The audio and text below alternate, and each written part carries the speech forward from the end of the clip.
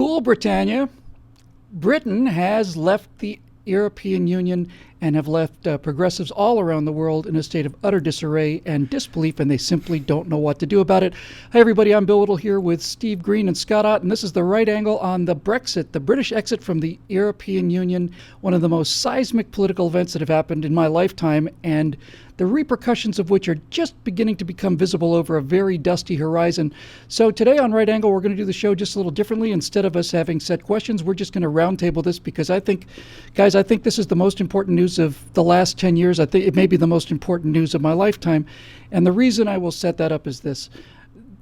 This decision made me realize that this march towards a socialist, progressive, multicultural, violent, useless, failure future is not inevitable. It can, in fact, be turned around. I always thought that Great Britain was 20 years down the road ahead of us in terms of going right off the cliff, and they may be 20 years ahead of us in terms of turning this thing around. Scott, do you think that this is? Do you think there's anything to this? Well, yeah, and I won't pretend, as the average American, that I was really tuned in to the campaign for the British exit from the EU until the very end. I think I was probably like the average Brit. I'm not sure if I would have been like the guy who never even took the time to vote. I probably would have showed up if somebody had reminded me on that day.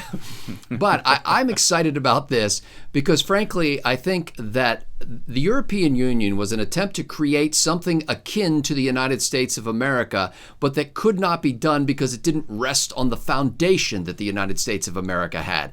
And basically what you had was a bunch of these little former principalities and tyrannies that tried to come together and form a common market, a common currency, and a common immigration pool and allow people passage from one place to another without as much hassle as before. And the countries that got the short end of that stick were the countries that had a decent respect for the rule of law and that had fairly good democratic processes and that had done a fairly good job over the years at managing their resources. And so Great Britain is one of those countries, and I think it took it in the teeth as a result of that. What I love about this is how all the elitists who pay lip service to democracy are now all ticked off that when put to a vote, their idea failed. And That's exactly right. They have been in charge all these years of basically saying, here's what you will do because we know better than you. And the people said, screw you.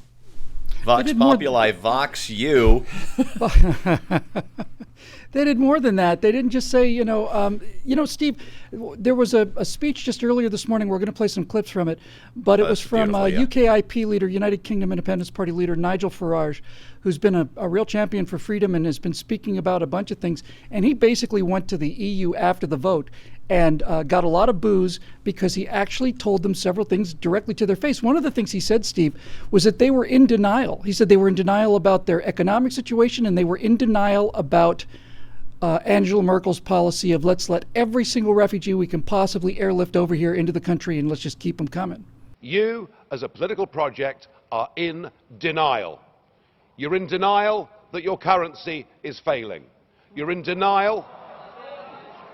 Well, just look at the Mediterranean. No. As a policy to impose poverty on Greece and the rest of the Mediterranean, you've done very well. And you're in denial over Mrs. Merkel's call last year for as many people as possible to cross the Mediterranean into the European Union has led to massive divisions between countries and within countries. Oh, yeah. It was like the opposite of the Bill Shatner speech at the Saturday Night Live Star Trek convention 30 years ago. Instead of move out of your parents' basement, have you ever kissed a girl? It was, move out of your embassy's penthouse. Have you ever kissed your own wife? That kind of a thing. It was just a brilliant speech, and it was the right guy to say it to people who really needed to hear that stuff. But I'll tell you, Europe needs a common market. They've got continental-size industry. They need a free trade area, and there is a EFTA, the European Free Trade Area, and that should live on no matter how fractured the EU might become. But the thing is, the EU is founded on so many bad premises. It was you can forge a European national identity out of whole cloth. That the Brits will give up the imperial system. The French will give up pasteurized cheeses, or unpasteurized. The Italians would give up devaluations every 5 or 6 years just because Brussels told them to, and it was autocratic and it was unaccountable. And of course, after years of frustrations, the pressure was going to build and somebody was going to break. I thought it would be one of the southern tier countries first, because the problem with the euro is, countries like Italy and Spain and Greece, what they used to do is they have kind of like these boutique industries that can't really compete with the Germans or the Brits. So every few years they would devalue the currency and get out of their debts and become competitive again for a couple of years. Well, with everybody shackled to the euro, they couldn't do that anymore, and the euro ended up being a stealth means for German industries to economically colonize the whole southern tier of the eurozone. And I really thought that Italy or Greece was going to break first, but it turned out to be our liberty-loving kin in Great Britain. And boy, that makes me happy, and it makes me proud that this country's ideals came from that same place. Me too. And before we get to some of the major reasons, Scotty, one of the things that I think is just so remarkable about this is that people in Britain have been putting up with a lot of things. They've been putting up with immigration. They've been putting up with the rule of these people in Brussels who they didn't elect and so on.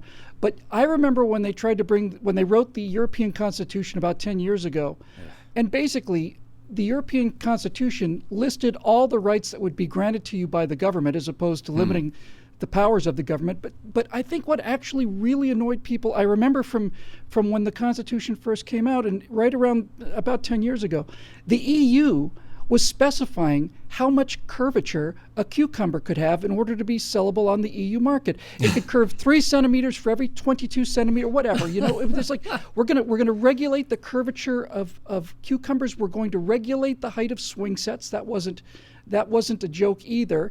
And now I think one of the things that pushed people over the end was they told the British they're going to regulate their tea kettles. They're going to tell them how many BTUs I didn't mean to say BTUs. I meant to say something other than British thermal units. Eurothermal units. That's right. Deca units, and but I think they just got tired, as we did 240 years ago, almost to the day. 240 years ago, we just said we're kind of tired of being ruled by a bunch of incompetents and a bunch of losers who are telling us what to do and not paying the consequences for it. Well, and here's how this is the real test now of what a wonderful thing the European Union was. Because in that Nigel Farage speech, one of the things you'll notice if you watch the whole thing is that every time he suggested that, look, the vote has happened. What's done is done. We're hoping that we can move forward as mature people, and we have common economic interests that we will trade on a fair basis and stuff like that. And they were hooting and booing him and basically saying, oh, no. You step away from the European Union, you'll find out what the wrath of Brussels is like. And so now, essentially, they feel, the European Union guys feel like they have to send a clear signal that if you violate the covenant, if you leave the family, so to speak, you'll never trade with us again. You will pay a price. You know what? The nice, Soviets nice couldn't economy bring you got there. Be ashamed if something happened to it. Yeah. The Soviets couldn't bring the Brits to heel. Before that, Hitler couldn't do it. Before that, the Kaiser couldn't do it. And before that, Napoleon couldn't do it. You think they're scared of a bunch of Brussels Eurocrats? Hell no. Well, that brings up the interesting question, and that is, who is Britain? Who and what is Britain? The BBC fought this tooth and nail going into it. They fought it during the election. They called the election for Remain. And now, over the BBC for the last several days, you hear nothing about people who regretted their votes, and people are Googling what is the EU, trying to give you the impression that these idiots just basically weren't smart enough to figure out what they were voting for. But I'd like to go to a clip from this Farage speech, because I think this is one of the greatest calls to freedom that I've heard in my entire life. What happened last Thursday was a remarkable result. It was indeed a seismic result, not just for British politics, for European politics, but perhaps even for global politics too, because what the little people did, what the ordinary people did, what the people who have been oppressed over the last few years and seen their living standards go down, They rejected the multinationals. They rejected the merchant banks. They rejected big politics. And they said, actually, we want our country back. We want our fishing waters back. We want our borders back. We want to be an independent, self-governing, normal nation. And that is what we have done, and that is what must happen. Well, guys, we want our country back. Does that have any relevance to the U.S. election, do you think? Ooh, boy. I guess I kind of jumped in there, so I'll have to finish my thought. Yeah, keep in mind, Britain has not won their country back. What they've won is a chance to win their country back. You know, British culture is very progressive. British politics are very progressive, and the British economy hasn't been world class really in most of a century. Now they have the chance. Now that they're out from under Brussels' thumb, they have a chance to win back their country. Well, guess what, Bill? Since you asked the question I wasn't expecting, it actually works into the answer I started to give you. We have a chance in November to start to win our country back. I don't know that we can do it. I hope we can. I pray we can. But we've got a chance to start that process in November. And let's follow the example set by our British cousins across the pond there. And Bill, can I suggest please, that what we need, what Britain needs, why all of a sudden I feel this affinity, we are all Britain now. What Britain needs at this point is something that they're not likely to find, and that is conservative leadership. Because in order to get through the turbulent period that they're going to have for the next couple of years as they renegotiate this stuff, they need to have leadership that knows where they came from, that knows what they stand for, that is not running around with their hair on fire and crying panic, that when they see that sign that says keep calm and carry on, it means something to them. It's not just some sort of snide postmodern joke. And they need a Maggie Thatcher-like character who will stand up and say, and I hate to do this, the Never Trump guy is saying this, but let's make the UK great again. Let us return to what made historically, with, obviously without the slavery, without the empire building colonies and all that kind of stuff. But let's cling to the common law and the tradition that made this country great, the capitalism that made this country great. And the only way they're going to get through this and not just become essentially a little EU without the unpasteurized cheese is if they get somebody who is a Thatcher-like character. Well, yeah, Nigel Farage certainly seems to be that kind of guy. He opened his speech to the EU Parliament by saying, 17 years now I've been trying to get Britain out of the EU, and when I started talking about this, y'all laughed at me. You don't seem to be laughing now. This reminds me of another prime minister who basically stood on the backbenches and warned people about where his country was going for better part of a decade and a half, and maybe we'll close with that. But Steve, we've seen, since then the intellectuals just, first of all, they can't believe it. Secondly, they're trying to undo the vote. They're trying to get around the vote. I saw a video of a British woman burst into tears because now Britain is Hitler and now fascism is going to arrive. No, I'm serious. Death camps are just around the corner. It's probably going to happen by August. Wow. This is the kind of hysteria that these people get into. And of all the things Farage did, I think this is my favorite part. Now, I know that virtually none of you have ever done a proper job in your lives, or worked in business, or worked in trade, or indeed ever created a job. I just heard a politician tell other politicians that they've never held a proper job in their lives. They've never gone to work. They've never generated any wealth. Our president never.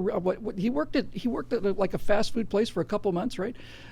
Bernie Sanders has never held a job in his life not once, that didn't consist of taking other people's money at gunpoint and giving it to other people.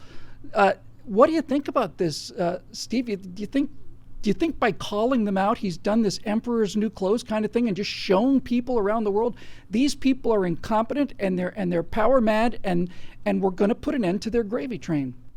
Let me address the woman with the death camps concern. There is kind of a danger here. Not like she's talking about Britain isn't going to be Hitler, but nationalism is sort of the idiot's version of patriotism. Patriotism is you have a love for your country because of its actual virtues, because of the qualities that it has that you have imbued into yourself into your civics lessons, your pride, the traditions of your country, your national character. That's patriotism. Nationalism is just sort of this thuggish insistence that my country's best because it's my country. It's sort of it's unthinking. If Britain wants to go down that route, that's kind of an ugly way to go, and it won't go National Socialist Hitler or Communist Stalin, but it's still an ugly route to go. But if they can remember, as Scott was saying, what they stand for, if they can retain or recall that real British pride, then yeah, they can do that. What Farage did, this is the brilliance of it. The Magna Carta was a revolt of some nobles against a stupid king. This was a revolt against a stupid leadership by the people themselves, not just a few nobles trying to assert their rights, but the people of Britain, and that's an exciting thing. As you said, maybe the most exciting political event in the last 10 years, if not longer. Well, here's the thing, Steve. As far as this whole Britain turning into Hitler and Nazism and stuff, if Britain had elected a national front government first, right, if they'd gone to the extreme right, jackbooted, skinheaded, neo-Nazis, if they'd elected a government like that and then gotten out of the EU, I'd be a whole lot more worried than this. They had an extremely liberal prime minister. They had extremely liberal policies. I'm utterly convinced that the reason they did this was because they're tired of watching their own country disappear and a series of riots. They're tired of having Muslims throwing chairs at them because they're having a beer in public at a pub. I think they just had enough of it. They legally were not allowed to stop it before, and I think they finally just said, no, we're done. And don't. Oh, I'm sorry. Yeah, let me throw in one last thing. Don't forget the immigration problem isn't just from the EU and the whatchamacallit zone. I can't remember the Schmengi zone or whatever the hell it's called. It's also due to policies that New Labor enacted under Tony Blair to bring in a bunch of new liberal voters, and that the Conservatives, the Whigs, have continued since they took power back after Blair. So there's a lot of blame on that one to go around. I'm sorry, Scott, I interrupted. Well, no, and I was going to say, Farage really hit the nail on the head, because he's right. These people in Brussels have no idea what it's like to put in a day's work to earn a day's pay. They have no idea what it's, and he didn't go this far, but I would have said, you people probably have never sweated or had any dirt under your fingernails, except for, scratching your own head. And so they have no idea what it's like to be a regular person, a citizen. And so now what you hear afterward, when the vote, if the vote had gone their way, if the Brits had decided to remain, they would be talking about what a cultured and intellectual group the people of Britain are, and how they are worldly and global, and they understand the path of history and all of that. Now, they're saying, essentially the British people are an idiot. And that's right. You must be Funny a bunch of morons, huh? Because you didn't go the way the elitist guy who doesn't know what it's like to pull a hamstring muscle while wielding a shovel, or to frankly write a paycheck or receive a paycheck from actual productive labor. Those are the people who think they know how the world works. They only know how the world works in theory. And Scott, it's not just that. It's worse than that. It's not that they just haven't done an honest day's labor. Because a lot of people go through life that way, especially in the modern world. But they've forgotten, these people who gather together in Brussels to pass all these diktats that everybody has to follow. They've forgotten what it's like to be a Frenchman. They've forgotten what it's like to be an Englishman or a German or an Italian. They've lost their roots with their country, and that's why this thing, I hope, is doomed. Free trade, yes. The union, no. The rebound seems to be, there's already talk, we're just a few days after the vote, there's already talk about a European superstate, an actual merging of the states of France and Germany, and basically, they're going to eliminate their individual economies and just go to a centralized economy. But I think of all the things Farage said, this is a very quick little bite, but I think this is a point that really needs to be brought out in terms of, boy, the English suddenly went insane. The main reason the United Kingdom voted the way that it did is you have, by stealth, by deception, without ever telling the truth to the British or the rest of the peoples of Europe, you have imposed upon them a political union. You've imposed upon them a political union. And when the people in 2005 in the Netherlands and France voted against that political union. When they rejected the Constitution, you simply ignored them and brought the Lisbon Treaty in through the back door. As I said, they're trying to paint the British as these racist lunatics who've just slit their own throats. But as Farage rightly points out, the EU has been not only not listening to their people, but actively just pursuing policies in direct contravention of how they vote. So where does this lead us in the future? I mean, it looks like we've already heard call for what's the name of the young Le Pen over in France? The young woman who's Marine Le Pen. Yeah. Marine Le Pen. Marine Le Pen is saying, if I'm elected, we will have a Frexit vote, and once they fought like tigers to not allow Greece to get out of the union, because they knew that if one country left the EU, it would open up the floodgates and everyone would else follow. Now, when the second biggest economy in the EU decides to pitch it, is there a future for this EU as we understand it? Steve?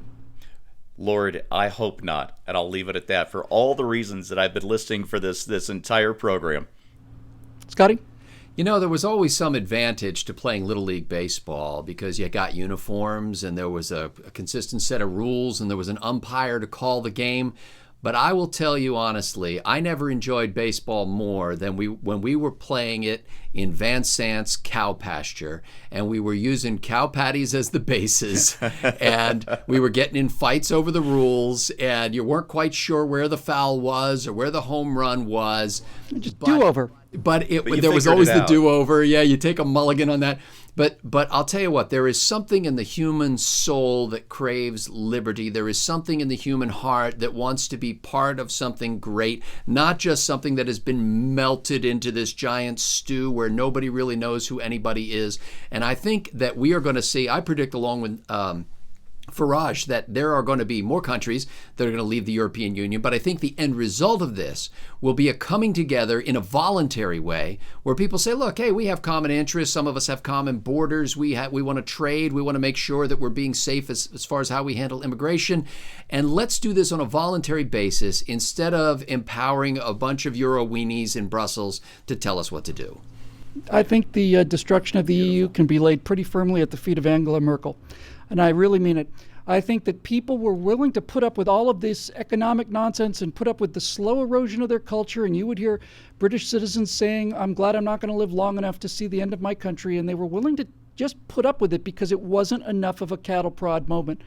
But when they started being literally attacked for having a beer in a pub by gangs of Muslims in every city, it's not just London, in every city in Britain, I think that was the signal to these people that if we don't do something, then we are not going to be Britain anymore. Britain has always been odd, as I think it was Winston Churchill who said that Britain is of Europe, but they're not in Europe. That 20 miles of the English Channel has always been what sets them apart of the rest of the Europeans. And British policy for the last 1,000 years, really, honestly, has been extremely simple. And that is support the second smallest power on the continent against the first largest power on the continent. I'm sorry, second largest against the first largest. The British policy has been to never allow a bloc powerful enough to defeat them to ever form. And that's built into the British character, I think. They understand how precarious that island is. Churchill said that the south of England is the most perfect invasion territory in the world. There's nothing. There's just rolling hills and off you go. Except the Channel. Except the Channel. The Channel. The Channel's what makes it different. There's a story that you guys might like. I think there was a headline, I think it was pre-war, and it basically said, fog in English Channel, continent cut off. And and so there you go. I don't know if Nigel Farage is going to turn into another British Prime Minister, politician I like very much, but I do think he's motivated by the same things.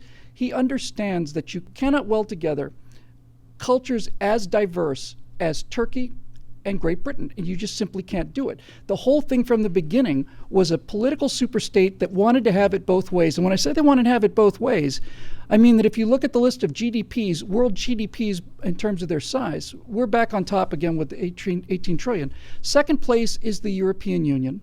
Third place is China. And then fourth place, I think, is Germany. And seventh place is Britain. Well, how can they be listed twice? If the EU was an actual country, you wouldn't have British athletes or German athletes or French athletes at the Olympics. You'd have EU athletes. And if we said before, the European Union never had a chance to be forged together in that blood and steel and fire and horror of, instead of a war against each other, a war where they fought next to each other, where Greek soldiers and German soldiers were fighting side by side. That never happened. I don't think it's going to.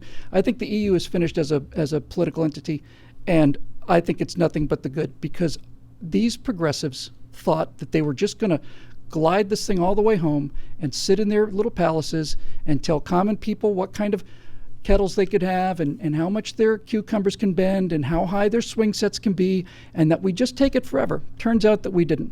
So 240 years later, Great Britain, on behalf of all of your former children who had the same idea a while ago and who didn't like the idea of a bunch of foppish lunatics telling them how to run their lives without paying any of the consequences for their decisions, welcome to the club of Independence Day. And on behalf of your direct children, I've never been prouder of our parents, and rule Britannia.